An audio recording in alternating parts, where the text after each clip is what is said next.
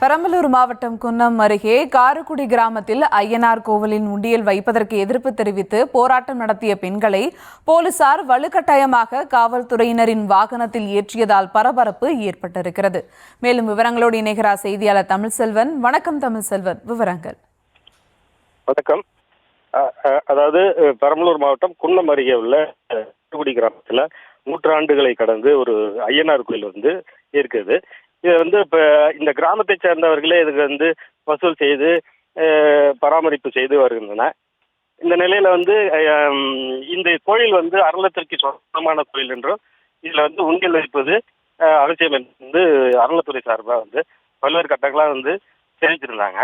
ஆனால் இது வைக்கக்கூடாது, இந்த கோயிலுக்கு அனைத்து செலவுகளும் நாங்கள் கிராம மக்களே செய்து வரோம், இதுக்கு எப்படி நீங்கள் உண்டியல் வைப்பீங்கன்னு சொல்லி பல்வேறு விதமாக தெரிஞ்சு வந்தாங்க. இந்த முறை இந்த மாதிரி காவல்துறை அத்துமுறை நடந்துக்கிறது சொல்லப்படுது.